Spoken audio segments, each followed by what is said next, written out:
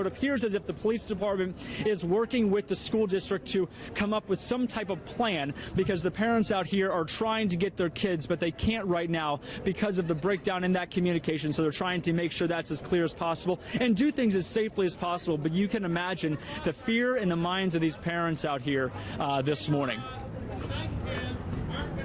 Mark, you talk about a plan. Let's walk over just a second. You talk about a plan, but, you know, a sad state of affairs today that we have these active shooter drills in schools. We were not raised having to do that. We're going to march across Independence. Did this work out the way we're going to get our kids. Hold on just a second, Ben. Hold on just a second. We have to shut that down. Yeah. We shut it down. Yes. We will march back with our children. Yes. I would encourage Matthews Police, please provide us safety as we cross this major highway. Are you going over to the school now? We're going. All right, we're going to walk, Willie. These parents are not waiting anymore.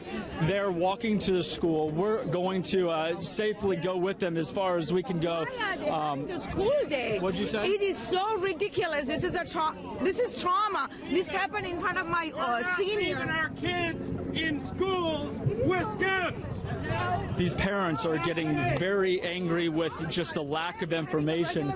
You can see as they, I'll get out of the shot, and you can see as they walk out of the church, essentially, out of the parking lot of Elevation Church. So in the distance, Willie, my photographer, is walking. If this is a bouncy shot, bear with us as we walk across the street.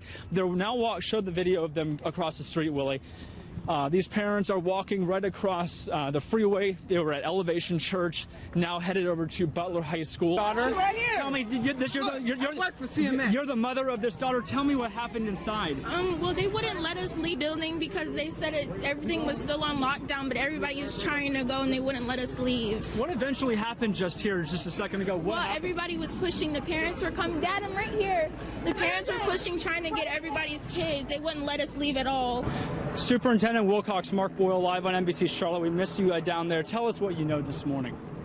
Well, we know that the shooter is in custody. We know that the young man is in surgery. We have lifted the lockdown. We're dismissing students as we speak right now. We're continuing to have our counselors and others talk to kids who need.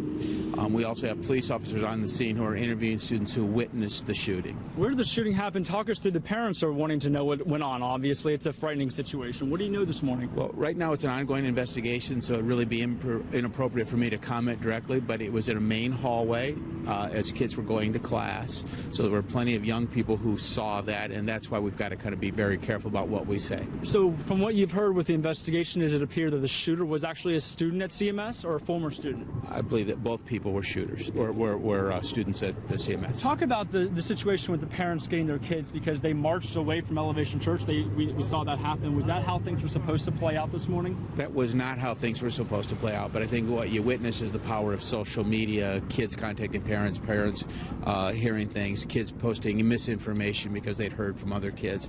I understand that the parents were upset, but we tried to have an orderly dismissal process, because one of the things that you have in a situation like this is a great deal of need to know where your kids are, so there aren't other kids involved, perhaps something else had happened. We did, I think, have a breakdown there. Our police officers were not able to keep the parents back. But at the same time, I understand why parents came on the campus. I've talked to you before and done interviews about active shooter situations all the time, and that's something we all plan for and think about. But this release of information and this release of students to parents, is that something that maybe you look at now and say, this is something we could have done a little differently and maybe a little better? Well, I think one of the things we have to do is we have to look at all of our processes. Anytime you have an event like this, you have to take a look. You have to take a look at the precursors to it. Did we not notice bullying or something else that was going on ahead of time? With that, I got to go, you guys, but I'll be back.